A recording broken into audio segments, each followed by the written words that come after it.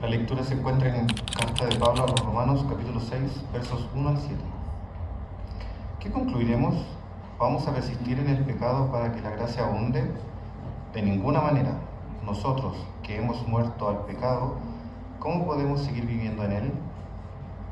¿Acaso no saben ustedes que todos los que fuimos bautizados para unirnos con Cristo Jesús, en realidad fuimos bautizados para participar en su muerte? Por tanto, mediante el bautismo fuimos sepultados con Él en su muerte, a fin de que, así como Cristo resucitó por el poder del Padre, también nosotros llevemos una vida nueva. En efecto, si hemos estado unidos con Él en su muerte, sin duda también estaremos unidos con Él en su resurrección. Sabemos que nuestra vieja naturaleza fue crucificada con Él para que nuestro cuerpo pecaminoso perdiera su poder, de modo que ya no siguiéramos siendo esclavos del pecado, porque el que muere queda liberado del pecado. Hermanos, esto es palabra de Dios. Hola hermanos, ¿cómo están? Qué bueno verlos. Es raro un domingo en la tarde, pero estaba bonita la iglesia. Alan me pidió que si pudiera compartir un sermón y bueno, llevamos harto rato trabajando en el seminario en Romanos y particularmente de un texto que estaba preparando. Creo que es un texto que nos puede ayudar en nuestra vida práctica y eso es lo lindo de la carta de Romanos. A veces tenemos como miedo de esta carta, de que pueda parecer muy teológica, pero la verdad es que es muy aplicable a nuestra vida. Y hoy día vamos a ver una parte en particular en la que habla cómo nos relacionamos con el pecado, ¿ya? Así que oremos, pidámosle al Señor que nos ayude, que nos guíe, que su Espíritu sea el que nos hable. Padre, te damos las gracias, Señor. Gracias, Señor, porque tú eres bueno, Señor. Gracias, Señor, porque nos has dado un lugar para congregarnos, Señor, y para escuchar tu palabra, Señor, para alabarte, Señor, para compartir con nuestros hermanos, Señor. Te pido ahora, Señor, que me des sabiduría, que me guíes, Señor, por medio de tu Espíritu Santo, Señor, para poder predicar tus palabras, Señor, y que a todos nosotros, Señor, tú seas el que nos habla, Señor, tú seas el que nos corrige, el que nos alienta, Señor, que tu Espíritu Santo, Señor, sea el que hace la obra en cada uno de nosotros, Señor. Te damos las gracias, en el nombre de Jesús. Amén. Entonces, hasta este punto, Pablo ha estado lidiando con la forma en que el hombre es presentado justo ante Dios. No por la ley, ni por las obras de la ley, sino por la fe en Cristo. Una vez aceptado a Cristo, el creyente tiene paz con Dios. Eso es justo el capítulo anterior. No hay enemistad. Ya no somos enemigos, sino somos amigos de Dios. Y el pasaje que veremos hoy lidia con una posible pregunta que estaba en la mente de los romanos. Y diría que también para cada persona que escucha sobre la gracia. Mira el versículo 1 conmigo. Te pido que tengas tu Biblia abierta. Voy a estar mirando la Biblia y me gustaría que me pudiera acompañar. Mira el versículo 1 conmigo. ¿Qué concluiremos? ¿Vamos a persistir en el pecado para que la gracia abunde? Una pregunta que Pablo está haciendo. Y la pregunta de fondo es, ¿a qué le está respondiendo Pablo acá? Si lees los dos versículos anteriores, o sea, el capítulo 5 del 20 al 21, va a decir esto.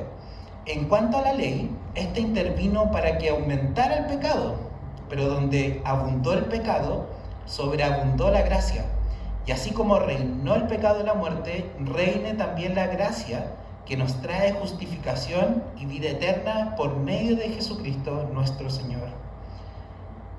Básicamente lo que está diciendo es que la ley nos ha servido para mostrarnos lo malo de nuestra condición, lo necesitado de nuestra condición. Imagínate esto, si hubiera un sector que está prohibido, pero no tiene rejas y no tiene letreros, si tú pasas, igual estás estás cometiendo una infracción, pero no lo sabes. Pero por otro lado, si es que ese mismo lugar tiene reja y tiene un letrero, y si pasas, cometes doble infracción, ¿cierto? Porque es más evidente que no lo puedes hacer. Eso es más o menos lo que Pablo nos está diciendo acá.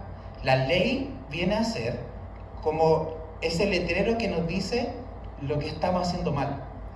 En esa forma, Pablo está ocupando la ley en estos pasajes.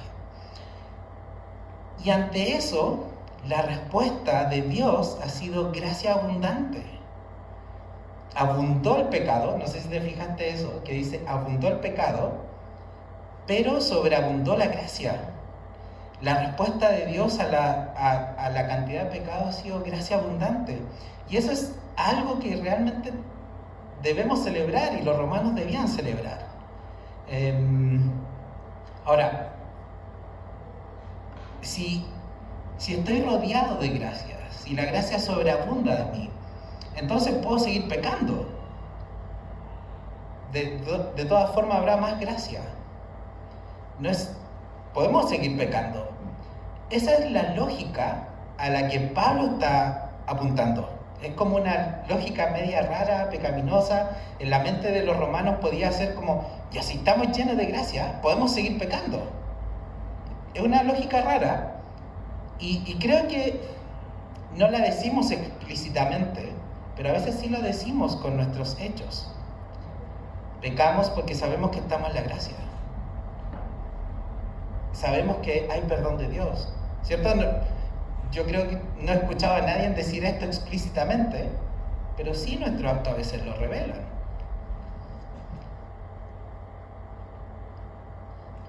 Pequemos porque sabemos que Dios nos perdona. ¿Qué responde el apóstol? Versículo 2. De ninguna manera. No sé si te fijaste que está con signos de exclamación. Es como decir, estuviera diciendo imposible. Ahora, ¿por qué no? Y acá nos vamos a meter a la mente del apóstol. Eso es lo interesante. Porque simplemente podría haber dicho, no hay que pecar porque no, ¿cierto? Metámonos en la mente del apóstol. Sigamos leyendo. Ay, se me colgó. Versículo 2. Nosotros que hemos muerto al pecado, ¿cómo podemos seguir viviendo en él? Esta es la idea que va a desarrollar el resto del capítulo. Si te aventuras a leerlos, es muy bueno. Los creyentes han muerto al pecado. Esta es su nueva situación. Si el creyente tuviera un carné en alguna parte, diría muerto al pecado. La forma en la que está escrita este muerto al pecado apunta a algo que pasó en el pasado. No es algo actual, sino que está en tiempo pasado. La pregunta que está Pablo diciendo acá es: ¿cómo pueden persistir en el pecado? ¿Cómo pueden persistir viviendo en algo a lo que están muertos? Muertos no puede hacer una acción porque están muertos. Esa es la lógica que está viendo el apóstol acá. Y para nosotros, ¿cuál es tu relación? ¿Cuál es mi relación con el pecado? Estamos muertos. Ahora, ¿esto cuándo ocurrió? Mira el versículo 3. A los que fuimos bautizados para unirnos en Cristo. Es en el momento de conversión cuando un cristiano muere al pecado. En cierta forma se puede tomar el bautismo como una figura espiritual, en el sentido de que cuando el creyente baja al agua, en ese momento muere al pecado, muere en ese cuerpo pecaminoso. Cada uno de nosotros, cuando se convirtió al Señor, eso es lo que pasó. Entonces, lo que estamos viendo acá, iglesia, es un cambio de posición, un cambio de lugar. Romanos 5:21, volvemos atrás. Como reinó el pecado en la muerte, reine también la gracia que nos trae justificación. Los creyentes sufren un cambio de estado al momento de su conversión. Pasan del reino del pecado y de la muerte al reino de la gracia. Y tú y yo fuimos arrancados de ese reino de la muerte. Eso pasó en nuestra conversión. Fuimos arrancados del pecado. Esa es tu identidad ahora. Arrancados del pecado y de la muerte. La lógica de Pablo, ¿por qué seguir pecando? No necesariamente porque es malo, porque no es lo correcto, sino que porque ya no es parte de tu realidad actual, ya no nos domina. Esa es la lógica de Pablo, a lo que está apuntando. Imagina dos reinos, imagínate esto, tienes dos reinos ante ti. Dios te sacó de uno y te puso en otro. Esa es la acción soberana de Dios. Ninguno de nosotros participó en eso. Es Dios moviéndonos, ¿sí? Entonces, ahora, estos primeros 3 versículos nos muestran qué es lo que Pablo quiere decir, y después nos va a relatar cómo vivirlo, y nos va a relatar por lo menos de 2 formas. Debemos andar en novedad de vida, y debemos andar en libertad y no en la esclavitud del pecado. Andar en la novedad de vida o en la nueva vida y andar en libertad y no esclavitud al pecado. Así que vamos a ver la novedad de la vida de los versículos 4 al 5. Leámoslo. Por tanto, mediante el bautismo fuimos sepultados con Él en su muerte, a fin de que, así como Cristo resucitó por el poder del Padre, también nosotros llevemos una vida nueva. En efecto, si hemos estado unidos con Él en su muerte, sin duda también estaremos unidos con Él en su resurrección. Jesús murió, ¿cierto? Pero no quedó ahí, fue resucitado. Y la resurrección es la marca, es el punto de acceso a la nueva creación, a la nueva vida. Y es interesante porque de este lado de la cruz nosotros vemos la resurrección hacia atrás, ¿cierto? Pero para el otro lado de la cruz, para los judíos, la idea de resurrección se relacionaba con el periodo de la nueva creación, el periodo del nuevo reinado, el periodo en el cual habría vida abundante. La resurrección nosotros lo vemos hacia atrás, los judíos veían este tiempo final en el cual el tiempo del juicio, pero también el tiempo en el que el pueblo iba a ser limpiado de sus pecados, el tiempo en que el nuevo David iba a reinar. En definitiva, la resurrección, la idea de resurrección está asociada a la nueva creación. En otras palabras, la resurrección de Cristo marca el comienzo de esta nueva creación, entrelazándose con este mundo actual.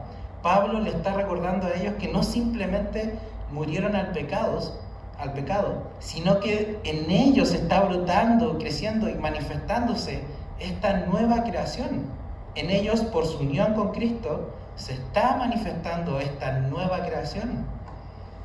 Jesús es quien con su presencia y su obra trae este nuevo reino a su pueblo, en el que uno que libera, vivifica y transforma. Creo que para mí la ilustración más potente de esto es cuando Jesús sana al endemoniado Geraseno. ¿Se acuerdan de esa historia? En Lucas 8 nos describe una escena terrible. Jesús y sus discípulos llegan a una región llamada de los Gerasenos. Al desembarcar, ven a un hombre endemoniado que hacía mucho tiempo no se vestía, tampoco vivía en una casa y vivía en sepulcros. Por si fuera poco, también se nos dice que se había apoderado de él muchas veces un espíritu inmundo, y aunque lo sujetaban los pies y las manos con cadenas, lo mantenían bajo custodia, rompía las cadenas y el endemoniado lo arrastraba a lugares solitarios. Esa es la imagen con la que se encuentra Jesús, una imagen de profundo desesperanza. de profundo dolor. Ese hombre vivía en el reino de la muerte. Jesús viene, lo sana, lo cambia de este reino de la muerte, lo lleva al reino de la vida, lo vivifica. Empieza a brotar la nueva creación de él en ese hombre. Y todas las interacciones que Jesús tenía con enfermos, con personas que eran pecadoras, personas que eran necesitadas, es la manifestación de este nuevo reino, de esta nueva vida que trae Él. Entonces, ¿por qué no persistir en el pecado? Volviendo a la pregunta del apóstol. Porque vivimos en esta nueva vida, en novedad de vida. Estamos respirando la nueva creación al ser unidos en Cristo. Estamos muertos al pecado y a la misma vez estamos respirando esta nueva creación.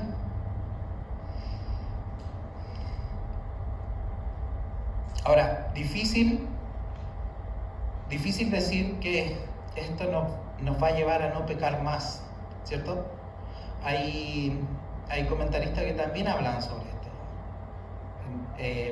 Si somos francos, todavía hay una lucha con el pecado. Y hay algunas luchas que son bien fuertes. Hay pecados en nuestras vidas que todavía están ahí, con los que todavía luchamos, ¿cierto? Pero lo que nos está alentando este pasaje es a cambiar a veces la estrategia, cómo luchamos con el pecado. No luchamos desde el fracaso, no luchamos desde la esclavitud, sino luchamos de esta nueva vida. Luchamos desde que estamos muertos al pecado. Ahora, el versículo 5 también nos dice que sin duda también estaremos unidos con Él en su resurrección. O sea, todavía hay algo que tiene que pasar. Sabemos que queda una resurrección final, queda un tiempo final. Y entre medio de este tiempo en el que Jesús murió, trajo vida a nuestra vida, y en el que va a manifestarse al final la resurrección, estamos viviendo en este tiempo en el que seguimos luchando con el pecado. Pero cada vez más se va mostrando la vida de Jesús, esta nueva creación en cada uno de nosotros. Ese fue el punto anterior, ¿cierto? Andar en la novedad de vida. Y ahora de los versículos 6 al 7 nos dice la forma que tenemos de luchar con el pecado es andar en libertad y no en la esclavitud del pecado. Cuando hablamos de libertad y esclavitud, ¿qué se nos viene a la mente? Muchas veces tú y yo pensamos en la libertad en el hecho de hacer lo que uno quiere, ¿cierto? Esa es como la idea de libertad. Y muchas veces sin consecuencia. Tener este poder de enfrentar de que las consecuencias no te afecten. Eso es muchas veces la idea de libertad que está en la mente de las personas y a veces también en las nuestras. ¿Qué es lo que está diciendo este pasaje con respecto a eso? Mira, leamos el versículo 6 y 7. Sabemos que nuestra vieja naturaleza fue crucificada con Él para que nuestro cuerpo pecaminoso perdiera su poder, de modo que ya no siguiéramos siendo esclavos del pecado, porque el que muere queda liberado del pecado.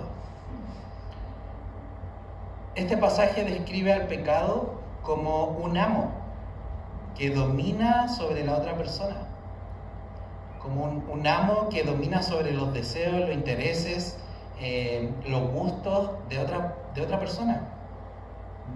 Es como una entidad que tiene poder. Cuando alguien piensa que tiene libertad para hacer lo que quiera, inclusive pecar, eso no es libertad, es esclavitud. El pecado tiene poder sobre el pecador. Para este es imposible librarse por sus propios medios. Por eso necesitamos la obra de Jesús en nosotros. Es su obra la que nos libra.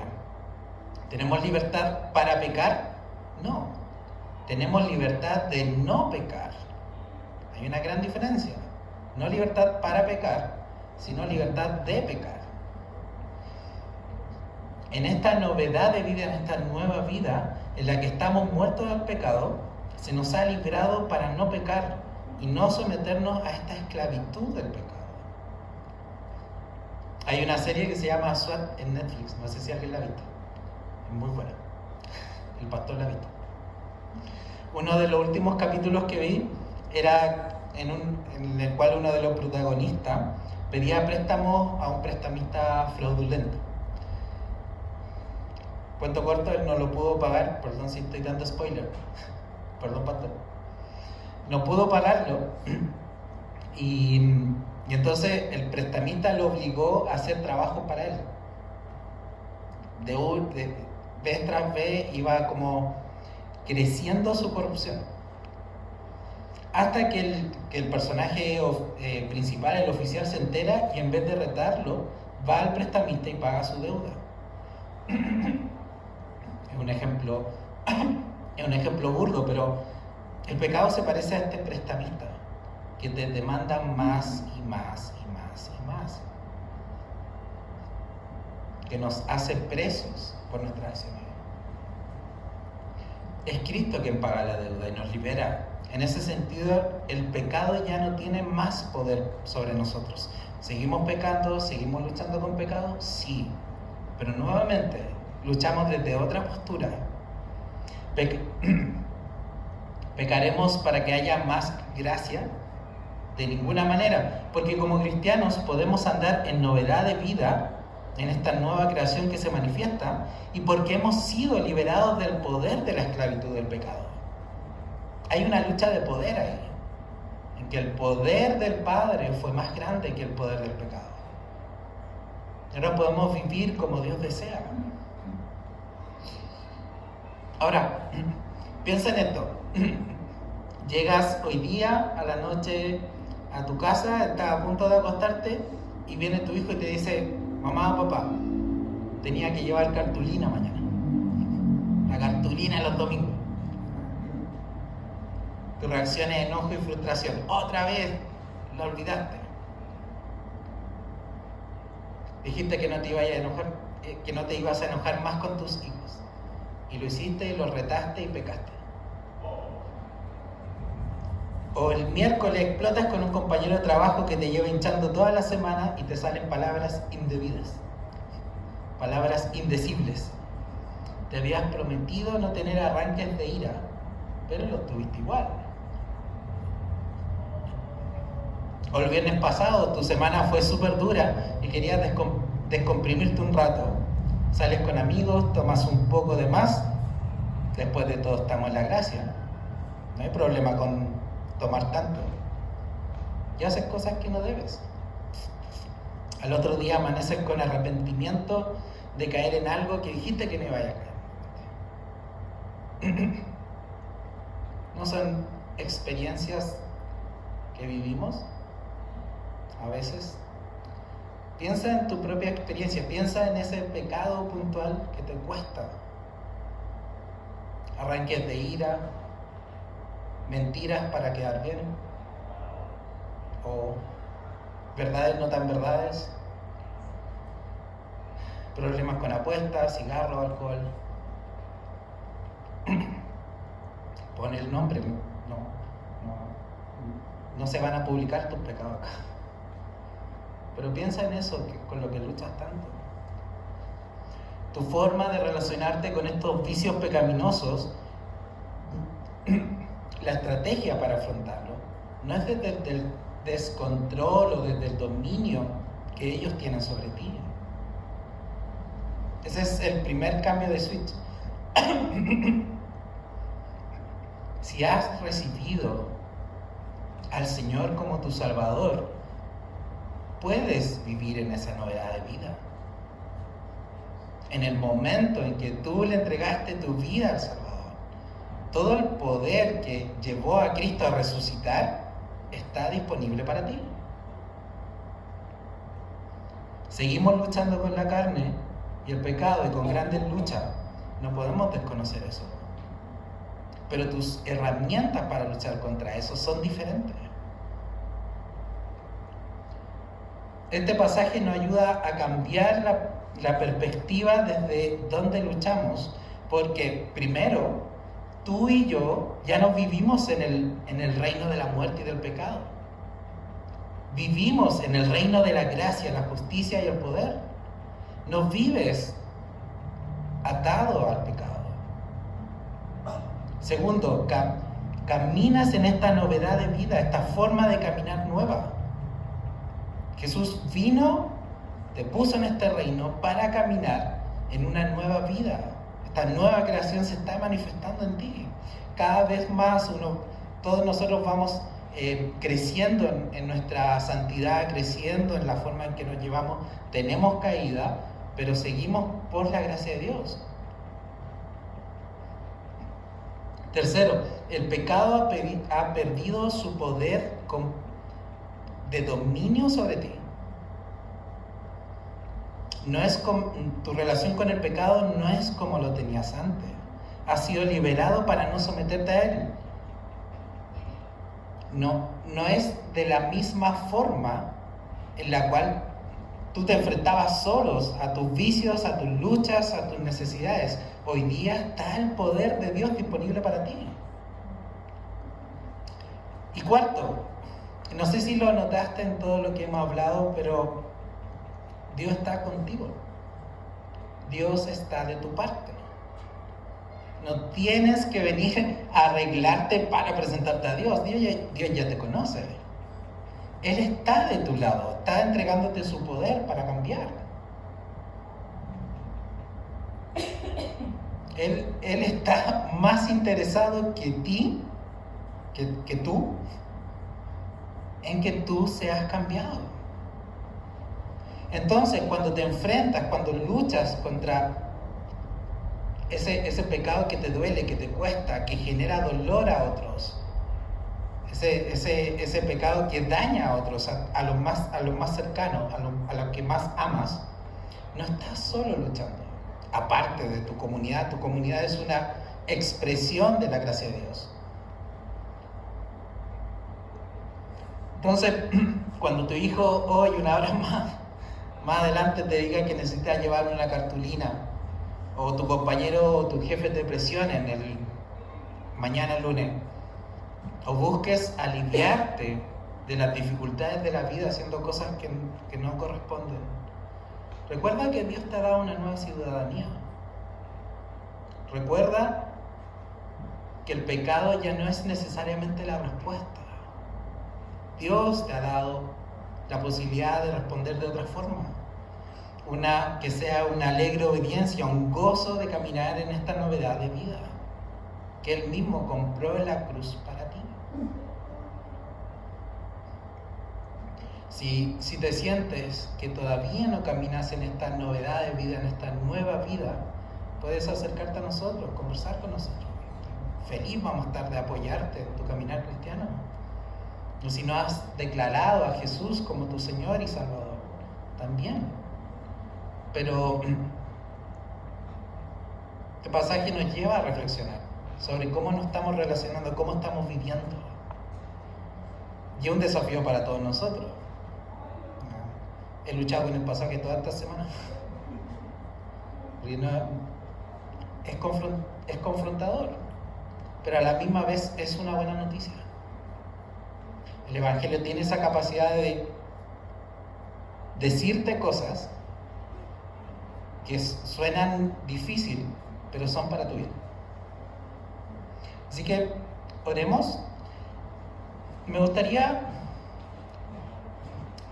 que pudieras tomar un tiempo y pensar en ese pecado que te está costando, en esa actitud con la que estás luchando, con la que dañas a otra persona. Y pudiéramos orar por eso y presentarte ante ese pecado diciendo: yo soy nueva creación, soy débil, pero el Señor está conmigo, para que nuestra forma de aproximarnos a eso, nuestra estrategia cambie. Así que oremos, hagamos un tiempo de oración. Padre, te damos las gracias, Señor, porque tú has manifestado esta nueva vida en nosotros, Señor. Gracias, Señor, porque esto no es obra nuestra, sino es tu gracia, Señor, alcanzando este mundo, Señor, tocando este mundo, Señor. Te quiero pedir, Señor, por mí y por mis hermanos, Señor, para que tu gracia nos inunde, Señor, y que ese pecado, Señor, que nos ha estado costando, Señor, que tú sabes cuál es. Padre, que podamos afrontarlo en tu poder, Señor. Te pido, Señor, que tú ministres, Señor, nuestros corazones, Señor, con tu gracia, con tu poder, Señor, con que vivimos, Señor, en esta novedad de vida, Señor. Vivimos, Señor, en esta libertad que tú compraste para nosotros, Señor. Te doy las gracias, Señor, por mi hermano, Señor. Te pido, Señor, que estas sean alegres noticias, Señor, y no una carga, Señor, sino alegres noticias, Señor, de que hay esperanza en ti. Te damos las gracias en el nombre de Jesús. Amén.